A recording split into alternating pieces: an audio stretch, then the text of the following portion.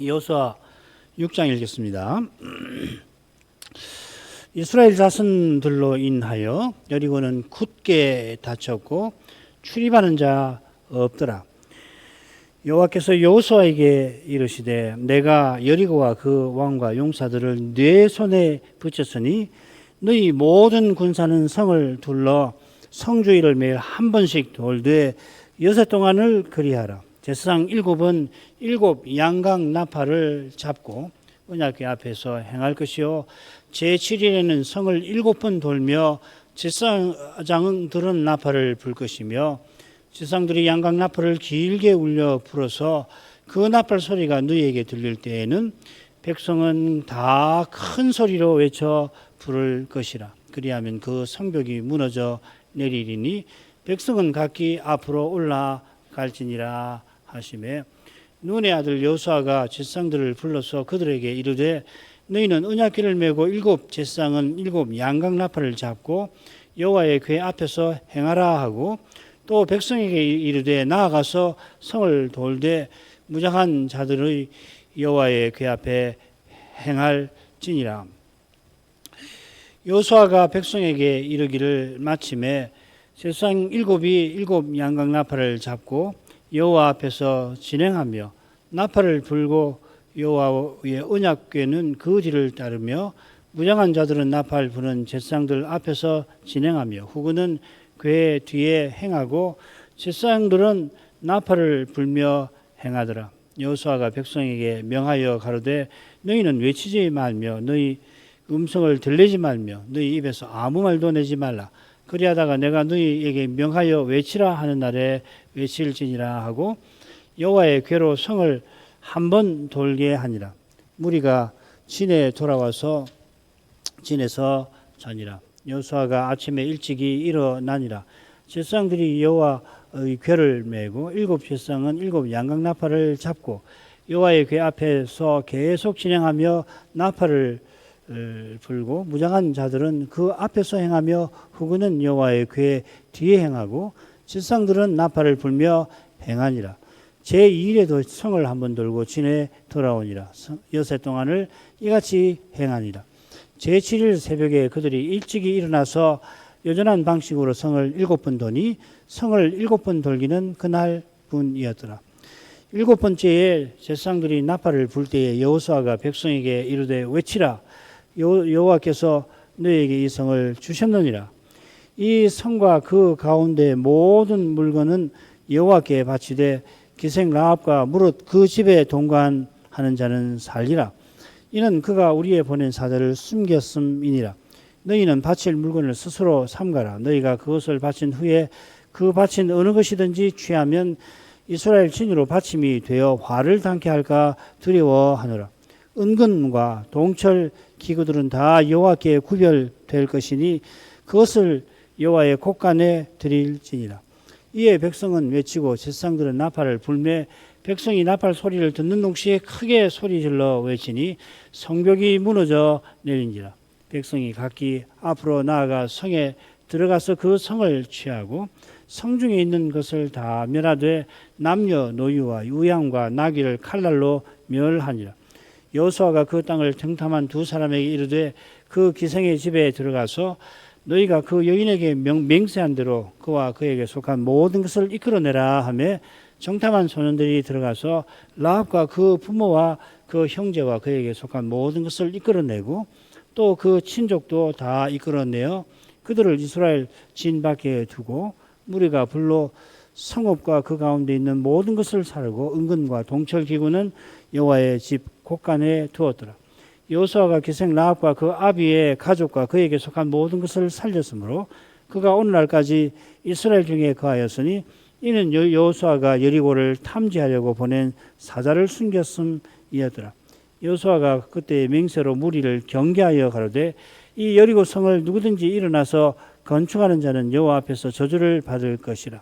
그 기초를 쌓을 때에 장자를 잃을 것이요 문을 세울 때에 그 계좌를 이루리라 하였더라. 여호와께서 여호수아와 함께 하시니 여호수아의 명성이 그 온 땅에 퍼지니라.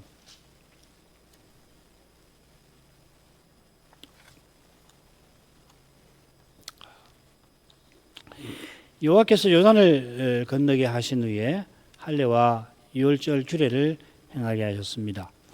우리가 살핀 대로 여호와의 종 모세를 통하여 세우신 언약의 규례를 친히 이루셨습니다.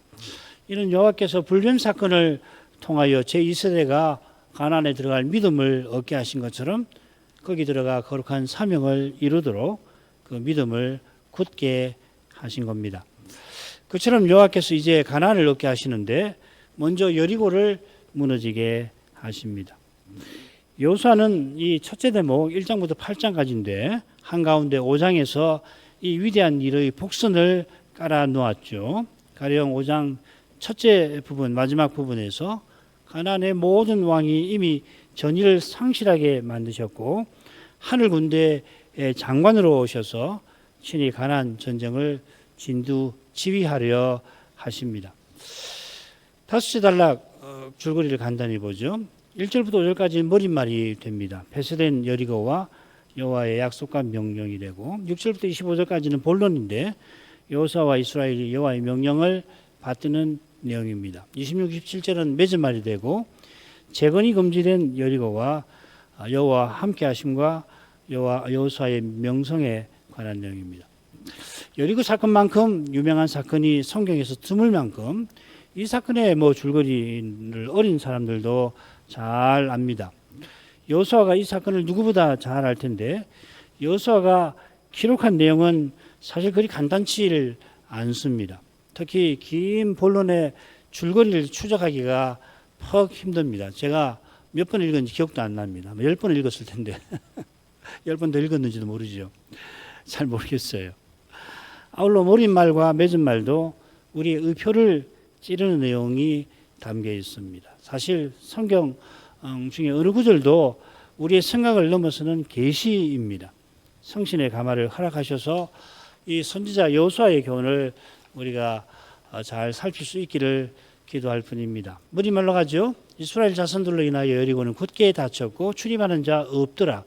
여호와께서 여호수아에게 이르시되 보라 내가 여리고와 그 왕과 용사들을 네 손에 붙였으니 너희 모든 군사는 성을 둘러 성 주위를 매일 한 번씩 돌되 여세 동안을 거리하라. 제사장 7번 7 양각 나팔을 잡고 언약궤 앞에서 행할 것이요 제7일에는 성을 7번 돌며 제사장들은 나팔을 불 것이며 제사장들이 양각 나팔을 길게 울려 불어서 그 나팔 소리가 너희에게 들릴 때에는 백성은 다 큰 소리로 외쳐 부를 것이라. 그리하면 그 성벽이 무너져 내리리니 백성은 각기 앞으로 올라갈지니라 하시매. 여호수아는 맨 처음에 여리고 성의 상황을 인상 깊게 기록합니다. 1절에 한 줄로 아주 짧게 그러나 생생하게 여리고의 형편을 묘사합니다. 여리고가 이스라엘 자손들로 인하여 굳게 닫혔습니다. 어떻게 닫혔는지 궁금하게 만들 정도로 두 동사가 아주 흥미롭게 같은 동사를 이 히브리 이 동사에는 여러 개의 형태가 있는데 두 가지 형태를 사용해서 흥미롭게 사용되어 있습니다. 어떤 영역본은 번역을 어떻게 하냐면 안에서 닫고 밖에서 닫았다 이렇게 새겨 나왔습니다. 필시 이 고대 가나안 성과 성문에 관한 고고학적 증거를 가지고서 그렇게 번역을 했을 것 같은데요. 저는 그 증거를 찾지를 못했습니다. 여호수아는 여리고의 두려움을 포착하려고 적절한 표현을 썼을 것입니다만은 성신께서 가르쳐 주신 표현에 성신께서 전하라 하신 교훈을 담으려 한 겁니다. 여호수아의 표현을 정확히 알지 못하듯이 왜냐하면 다른 영역본은 다 그냥 굳게 닫혔다 이렇게만 번역을 하거든요. 그게 꼭 정확한 것 같지는 않은 것 같아요. 성신의 교훈도 완전히 알기는 힘듭니다. 출입하는 자 없더라 하는 표현도 이 교훈을 아는 데 도움이 될 것 같습니다. 아울러 이 부분은 26절에 나오는 여호수아의 저주와도 붙어 있는 것 같아요. 여리고가 저주받아서 다시는 건축되지 못하게 됐는데 이미 스스로 폐쇄되어서 출입하는 자가 없는 상태입니다. 사실상 사람 살만한 곳이 되지 못한 상태가 되어버린 거죠. 불과 며칠 전만 하더라도 여리고 왕이 마음대로 성문을 열고 닫았습니다마는 지금은 왕조차도 출입하지 못하고 갇혀 지냅니다. 두려움에 사로잡혀 있었는데 그 두려움은 그저 심리적인 것만 아니라 실제적인 것이었던 겁니다. 하나님께 주신 두려움이겠죠. 그런데 여리고 왕이 그리한 것은 이스라엘 자손들로 인하여 그리한 겁니다. 여리고는 눈에 보이는 것을 전부로 여기며 살아왔습니다. 그들의 눈에 아담 읍 근방에 솟구친 물 무더기가 보였을지도 모릅니다. 지도를 보니까 그럴 가능성이 있어요. 그처럼 이스라엘이 요단 건너는 광경은 틀림없이 보였을 겁니다. 지도를 보면은 그 여리고는 높은 데니까, 그리고 앞에 뭐 가로막는 게 없이 없고 성에서 보면은 건너는 것을 보았을 것 같아요. 그게 사람의 일이 아닌 것을 모를 수가 없습니다만은 그들은 눈에 보이는 이스라엘을 두려워할 뿐이지 저 놀라운 일을 이루신 여호와는 안중에 없습니다. 그들은 이미 여호와께서 행하신 일들을 들었습니다. 그런데도 라합처럼 여호와를 경외한 것이 아니라 사람을 두려워하였습니다. 장차 하나님의 심판이 들이닥칠 때에도 사람들은 하나님을 경외하는 일 외에, 그러니까 하나님은 외면하고 나머지 온갖 일을 하고 살아갈 것입니다. 그게 이제 시집가고 장가가고 밭에 밭을 사고 팔고 밭에 가서 일하고, 그게 이제 하나님을 가까이 하는 일 외에 온갖 일을 다 하고 있다는 이야기죠, 그죠? 자기가 원하는 대로 살아가려 합니다만은 실은 죽기를 무서함으로 일생에 매여 종노릇하는 상태일 것입니다. 지금도 마찬가지죠. 여리고도 지금도 마찬가지입니다. 여호와께서 여호수아에게 먼저 약속하십니다. 내가 여리고와 그 왕과 용사들을 내 손에 붙였으니, 미래를 알지 못하는 여호수아에게는 결국 승리의 약속입니다마는 여호와께서는 이 명령을 이어 명령하시면서 약속을 이루어 가십니다. 실은 여호와께서 내가 붙였다 하시며 승리를 확언하십니다. 여호와께서 말씀하셨으면 말씀하신 대로 반드시 이루십니다. 기도도 이렇게 하는 거 아니에요, 그죠? 그래서 말씀하신 대로 깨닫고서 기도하면은 들으실 줄을 알고 들으셨으면 주실 줄을 확신할 수 있는 거죠.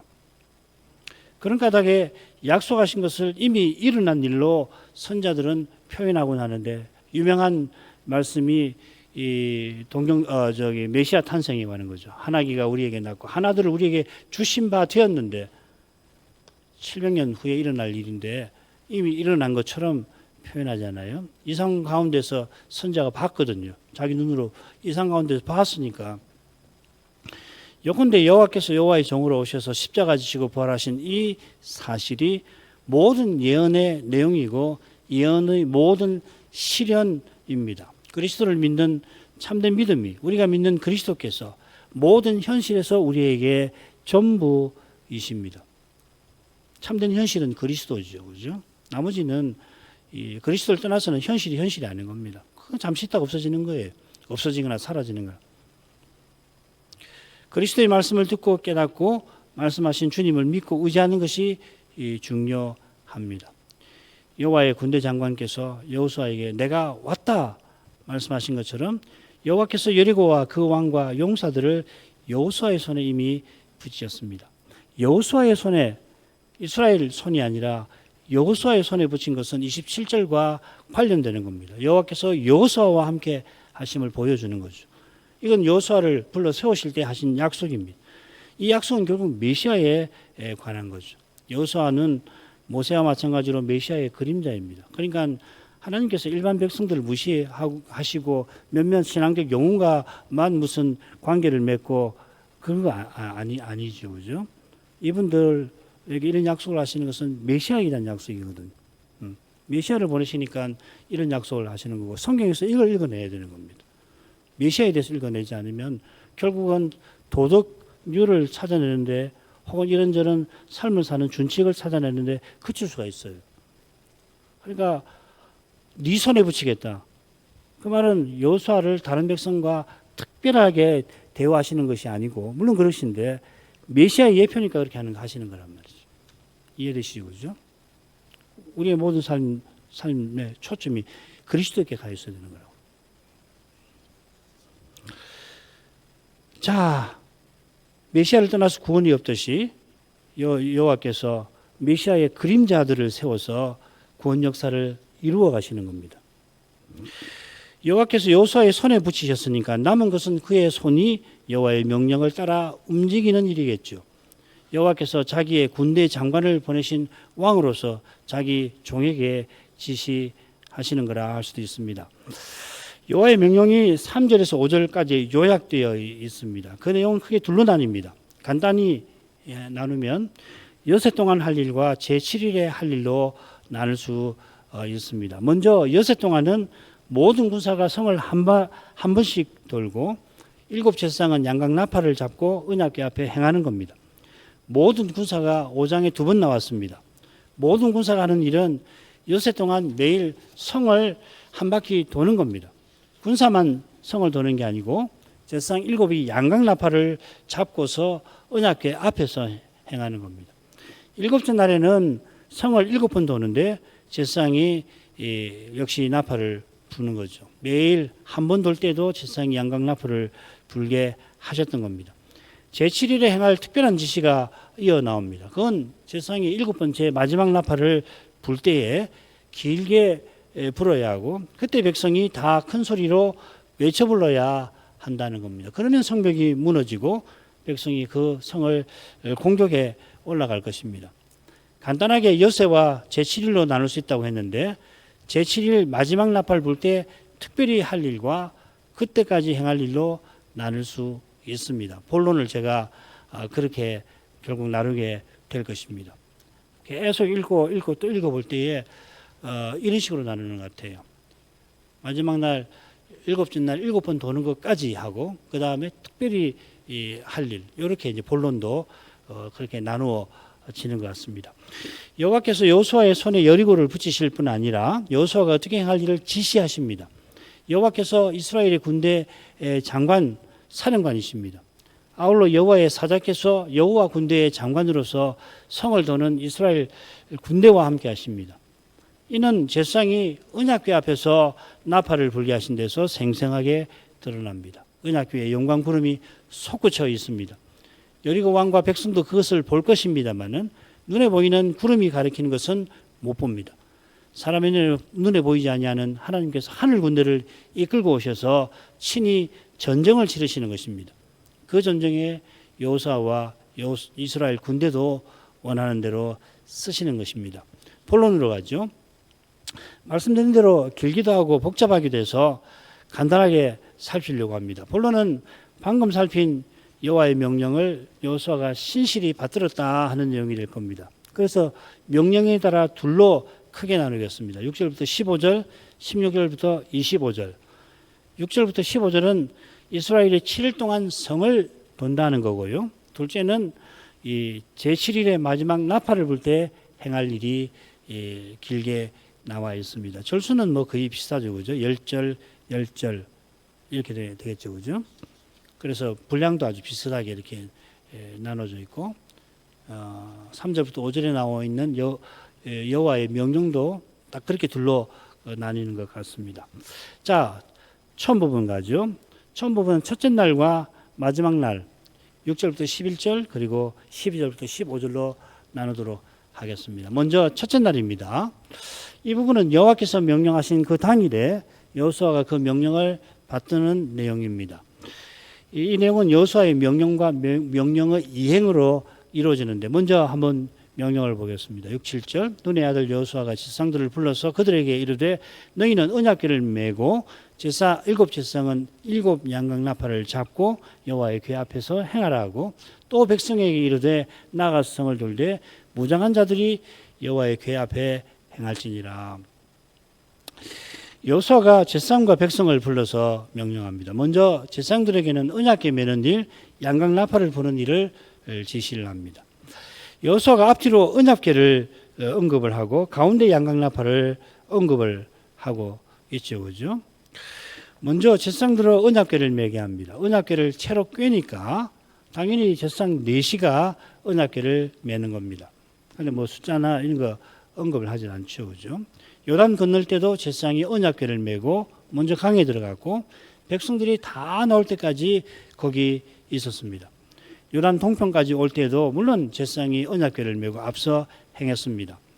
여호와께서 사령관으로 진두 지휘하신 것입니다. 그런데 여리고를 공격할 때부터 어쩌면은 요단을 건넌 직후부터 이 행진 대열의 배치가 변화를 일으킨 것 같습니다. 행진 대열의 변화가 일어난 것 같습니다. 두 지파 반의 군사들이 백성보다 앞서 건너 전쟁을 대비했다 그렇게 되어 있죠. 아마 이들이 행진에서 가장 앞에 배치된 군대 전위대인 것 같아요. 마찬가지로 일곱 제사장이 언약궤에 앞서 행합니다. 이 변화된 이 배치의 의미는 8, 9절에서 살피도록 하죠. 일곱 제사장이 양각나팔을 잡고 여호와의 궤 앞에서 행합니다. 앞서 언약궤라고 했는데 여기서는 여호와의 궤라고 했고 8절에는 여호와의 언약궤, 정확히 하면 여호와의 언약의 궤 이렇게 되어 있습니다. 여호와께서 언약을 이루시려고 그 궤에 발을 두십니다. 그래서 언약궤는 여호와의 발등상입니다.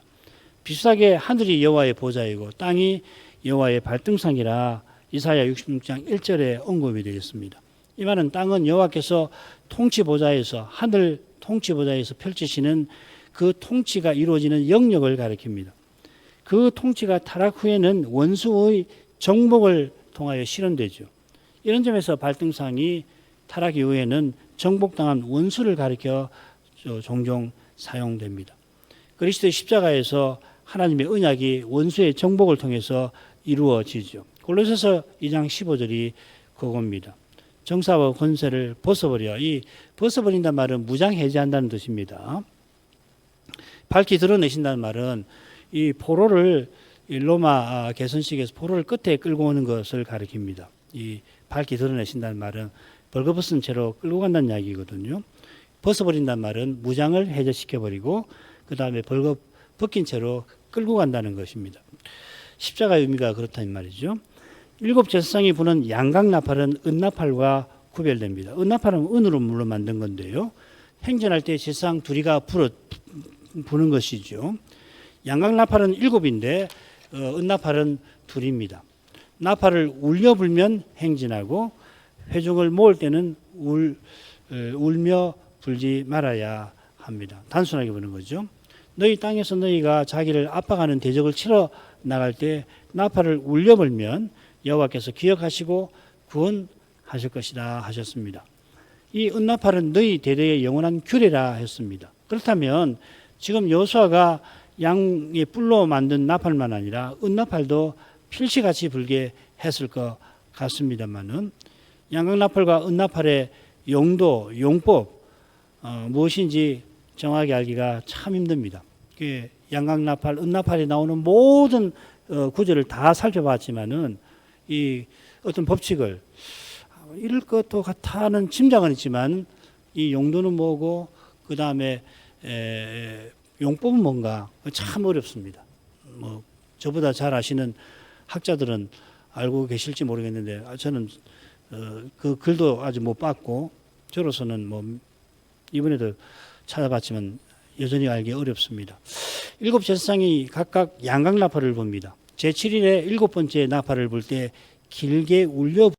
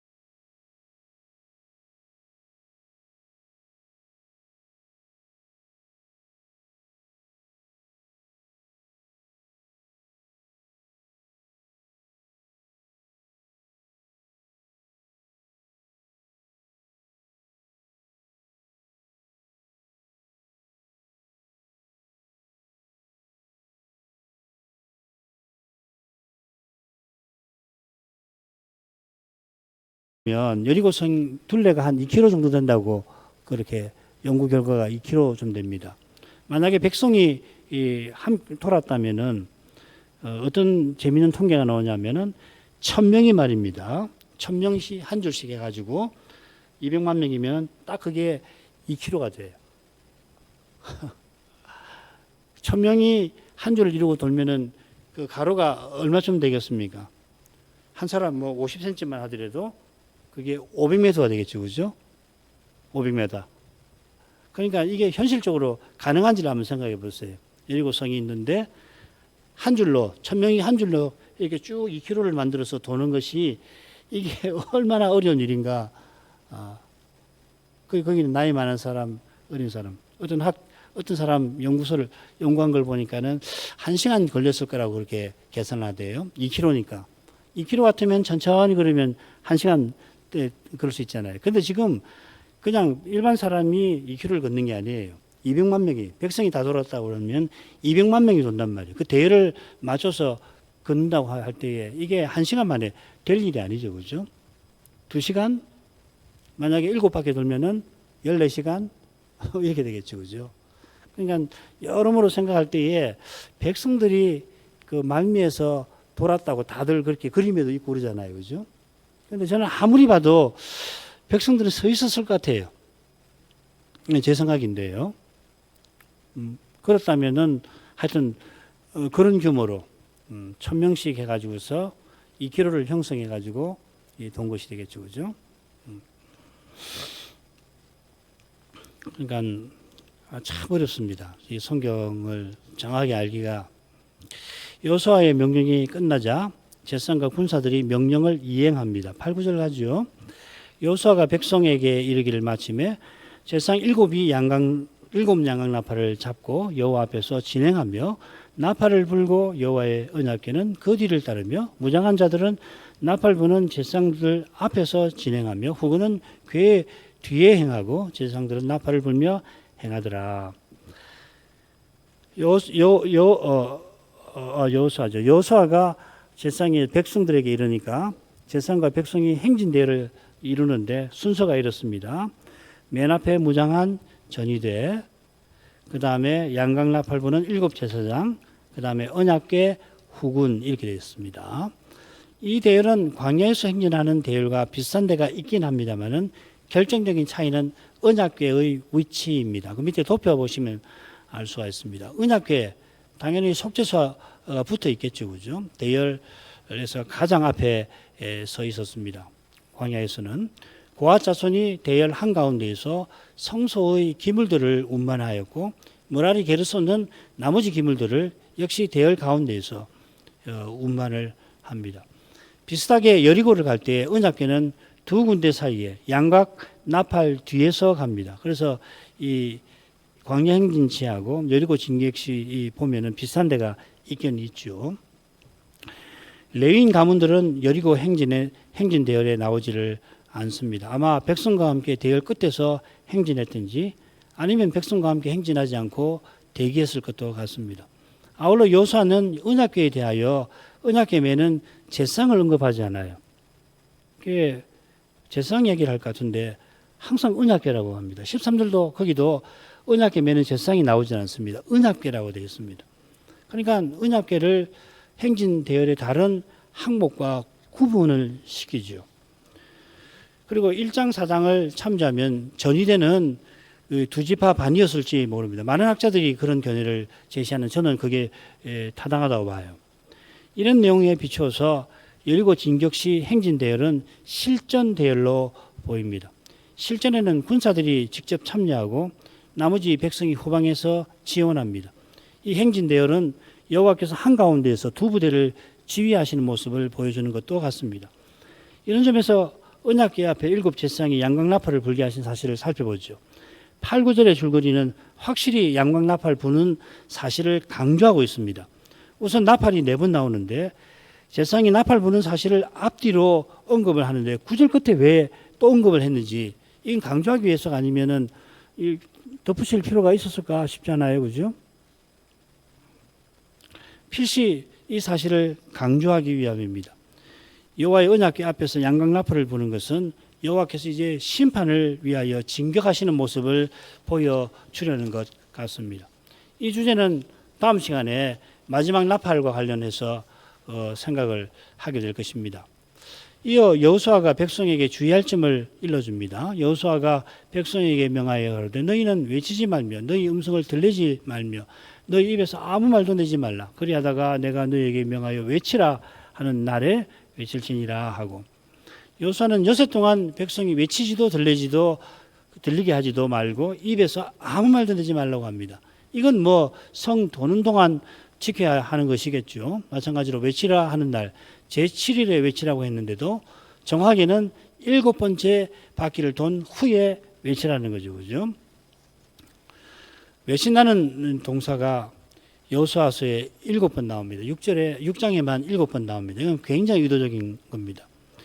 이 표현이 민수기 10장의 은나팔에 사용되는데 울려본다고 새겨져 있습니다. 외친다라고 번역하는 게 참 맞습니다. 은나팔을 부는 것이 행진 신호를 가리킨다면 백성이 제7일의 마지막 나팔에 외치게 하신 것은 여호와께서 거룩한 전투를 승리로 이끌어 주실 것을 구하는 모습을 보여주는 것 같습니다. 이렇게 첫째 행진이 끝납니다. 11절 여호와의 궤로 성을 한번 돌게 하니라. 무리가 진에 들어와서 진에서 자니라. 지금 번역대로 하자면 여호수아가 여호와의 궤에 들어 성을 돌게 하였다 이렇게 하는 거죠. 그죠? 흥미롭게도 고대 번역들은 여호와의 궤가 성을 한번 돌았다 이렇게 번역을 해놨습니다. 70인역도 그렇고 아람어도 그렇고 어떤 번역이 더 정확한지 제 실력을 넘었으니까 판단하기 힘듭니다만 두 가지 점은 간단하게 생각해 볼 수 있겠습니다. 첫째로 한글 개역대로 하더라도 여호수아가 4명의 제사장들로 궤를 메고 성을 돌게 아니하고 여호와의 궤 들어 성을 돌게 했다고 표현하는 점입니다. 이는 여리고를 향한 대열을 설명하면서도 궤를 맨 제사장은 언급하지 않고 여호와의 궤가 양강 나팔 부는 제사장들 뒤를 따른다고 표현한 것, 혹은 여호와의 궤 앞에서 표현한 것과 비슷합니다. 제사장들이 여호와의 궤를 메는 것이 곧장 여호와를 모시는 건 아닙니다. 여호와께서 앉으신 보좌는 영광 구름 속에 있고 사람 눈에 보이는 구름은 여호와를 모신 천군 천사들입니다. 이런 점에서 여호수아가 언약궤를 돌게 했다고 표현했을지도 모르겠습니다. 그럼에도 고대 번역자들은 여호수아가 언약궤에 들어 돌게 했다는 것을 어색하게 여기고는 언약궤가 성을 돌았다 번역한 것 같습니다. 그러나 이렇게 번역하면 여호와께서 진두지휘하신 것이 잘 드러나겠죠. 이게 둘째 생각할 점과 붙어 있습니다. 전이대와 양광나팔 부는 제사장들과 후군들을 생략하고 언약궤가 성을 돌았다. 여호와께서 진두지휘하신다 하는 겁니다. 전이대와 후군이 성을 도는 것은 성을 포위하는 것을 떠오르게 합니다. 여리고 사람들이 이 군대를 보고 두려워했겠습니다마는 그들은 여호와께서 원하시는 대로 쓰시는 사람들입니다.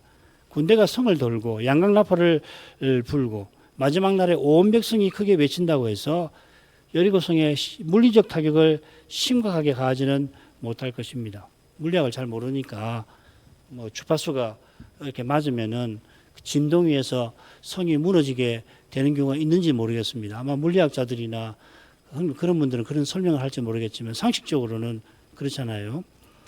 언약궤 위에 불의 전차를 타고 계시는 여호와께서 에스겔서 1장에 있는 것처럼 그게 불의 전차잖아요. 그죠? 바퀴가 있고 그룹들이 모시고 있고 그룹들 옆에 바퀴가 있는데 온통 불이죠.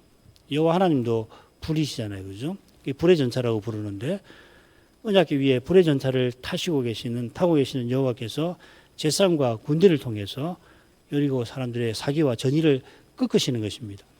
시편 110편 115편의 시인처럼 여호와께서 우리의 도움과 방패이십니다. 오직 하나님께서 구원하십니다. 여리고 성의 신비한 파괴는 여호와의 거룩한 심판입니다. 여리고 성의 파괴는 마귀와 세상과 육신의 동명 세력에 대한 여호와의 승리와 심판을 가리킵니다. 다음 시간에 마지막 나팔에서 그걸 생각할 겁니다. 그 신령한 전투에 우리를 써주셔서 하나님의 승리에 우리를 감사하게도 참여하게 하십니다. 우리는 하늘의 그리스도처럼 하나님을 전심으로 바라고 기다려야 합니다. 그래야 쓰임을 받는 겁니다. 괴가 성을 한번 돈 다음에 무리가 진에 돌아와서 진에서 잔다 했습니다. 무리는 번역자가 새겨 넣은 겁니다. 그들이 진에 돌아와서 진에서 잤다 이렇게 되었습니다. 제사장들과 군대들이고 어쩌면 백성도 포함하는지 모릅니다. 진에 돌아가고 진에서 밤을 보냈다. 유숙했던 이야기죠. 진해라는 말을 두 번이나 쓴 것은 전쟁 중이라 하는 것을 암시할 것입니다. 이만큼 하죠. 여호와께서 여호수아에게 여리고 전쟁을 지시하십니다. 친히 전쟁을 위한 대열을 지시하시는데 광야에서 행렬할 때와 조금 다릅니다. 첫째로 언약궤가 대열의 한가운데 오고 앞뒤로 전투부대가 배치되어 있습니다. 둘째로 7 제사장이 양각나팔을 각각 들고 행진 때 부르게 하셨습니다. 이 대열을 이루어 6 동안은 하루에 한 번 성을 돌게 하셨고 7째 날에는 7번 돌게 하셨는데 7째 날에 7번째 나팔을 분 다음에는 백성이 외치게 하셨습니다.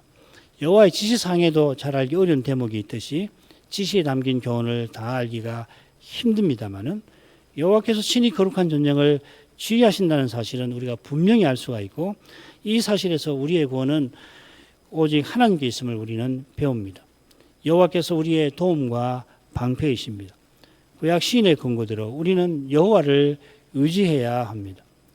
그리고 여호와를 의지하는 이것이 그리스도를 본받는 바로 그 일입니다. 그 일은 지금 이곳에서 고난 중에 인내하는 것이기도 합니다. 우리 시대의 참된 믿음은 특별히 이런 인내로 나타날 것입니다. 우리가 이날에도 인내하시는 그리스도를 더욱 바라지 않을 수가 없겠습니다. 주의 은혜를 구해서 우리도 그리스도를 본받아서 사람으로 행치 않도록 정말 사람으로 하지 않고서는 뭘 하지 않고서는 배길 수가 없어서 그냥 몸이 마음이 그냥 그 일로 향하여 달려갈 수밖에 없는 그럴 때도 끝까지 주님을 의지해서 기다리는 법을 배워야 기다릴 힘을 달라고 기도해야 하나님께서 친히 때가 되어서 원하시는 대로 역사하실 때에 써주시는 것입니다. 신학교 신학생들을 위해서 또 조사시치를 위해서 기도해 주시길 바랍니다. 같이 기도하겠습니다. 거룩하신 아버지, 여호와를 거역한 1세대를 38년 광야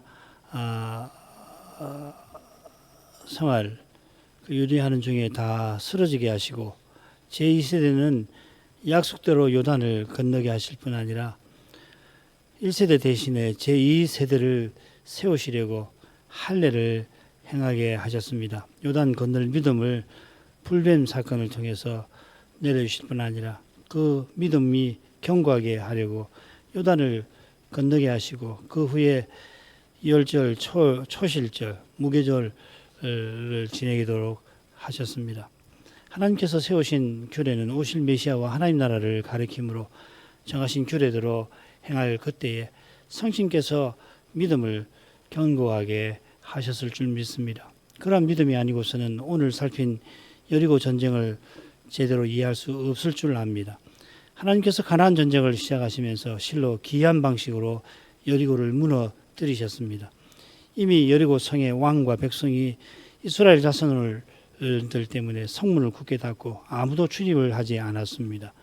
이스라엘 자손이 200만이나 되므로 작은 수는 아니지만 38년 전에는 이스라엘 정탐들이 가나안 족속이 장대한 것을 보고 자기들은 그들 앞에 메뚜기가 왔다고 그들도 이스라엘을 그렇게 얕볼 거라고 하여 백성들의 마음을 약하게 만들었습니다. 그런데 이제는 여리고 성만 아니라 가나안 모든 왕들, 아모리의 모든 왕들도 이미 이스라엘을 두려워하게 만드셨습니다. 이 사실을 두려워하는 그들은 그러나 알지 못합니다. 알 수가 없습니다. 그들이 자기네 신을 섬기고 그 신들이 사람과 다르다고 믿고 그 신들에게 도움을 얻고자 했겠지만 입이 있어도 말 못하고 코가 있어도 맞지 못하는 그 신들과 달리 여호와께서는 며칠 전 요단 강물을 무더기처럼 쌓이게 만드셨고 그런 놀라운 일들을 필경 여리고 왕과 백성들이 직접 눈으로 보았을 수도 있고 더욱이 이스라엘이 요단을 건너는 광경은 틀림없이 그들의 높은 성에서 내려다 보였을 것입니다마는 자기네 신들이 할 수 없는 그런 신비한 일들을 보고서도 그 일을 자기 같은 사람들이 이룬 것처럼 여긴 줄 압니다. 이런 두려움이 그들을 사로잡게 하신 하나님께서 여리고 사람들이 상상하지 못하는 방식을, 즉 이스라엘 군대가 그 성을 돌되 여호와의 언약궤를 모시고 양강 나팔을 불면서 돌게 하셨습니다. 성을 돈다고 해서, 나팔 소리를 아무리 크게 분다고 해서 물리적으로 성에 타격을 주었을지 저로서는 잘 알기 어렵습니다. 그 광경을 여리고 사람들이 보고서 어떤 상태가 되었는지 알기도 어렵습니다. 그러나 분명한 것은 하나님께서 친히 그 거룩한 영광을 드러내고 계셨습니다. 여리고 백성에게 미친 영향도 중요하지만 자기 백성에게 여호와께서 그 거룩한 성호를 따라 약속하신 구원을 친히 이루어 가시는 것을 분명히 알게 하시는 이것이 무엇보다 중요할 것입니다. 게다가 여호수아를 통하여 지시하실 때 누구 하나 싫은 소리 내지 않고 그 지시를 백성들도 다 따르도록 이끄셨습니다. 이런 일이 어떻게 쉬운 일이겠습니까? 200만이나 되는 많은 숫자가 이렇게 따르는 것은 여호와께서 친히 귀한 일을 행하고 계셨던 까닭입니다. 저희가 이어서 살필 때에 백성의 외침과 더불어 성이 무너진 그 일이며 이어지는 여러 가지 일들에서 오직 하나님께서만 구원과 소망이심을, 오실 메시아와 하나님 나라를 이스라엘로 바라게 하신 것을 배우게 하여 주옵소서. 여리고 사건에서 드러난 신비가 예배에서 비추시는 주의 영광을 가리킵니다. 사도가 마지막 나팔 소리에 우리가 호련히 육신의 부활에 이를 것을 교훈하였는데 여호와께서 역사에서 친히 행하시는 모든 구원 사역이 결국 우리가 장차 그리스도와 같아지게 하실 그 소망을 가리키고 있습니다. 이날에도 저희가 그 순간을 간절히 바라보면서 이 하루를 살아가게 하옵소서. 영원히 선한 것, 참으로 선한 것이 거기서 다 이루어질 것입니다.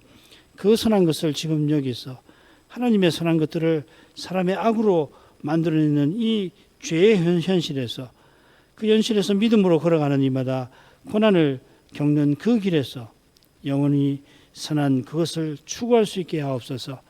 잠시 후면 오실 이가 틀림없이 오실 것입니다. 잠시라고 하셨습니다. 내가 속히 오리라 하셨습니다. 오셔서 친히 우리 눈에서 모든 눈물을 닦아주시며 주의 종들을 위로해 주실 것입니다.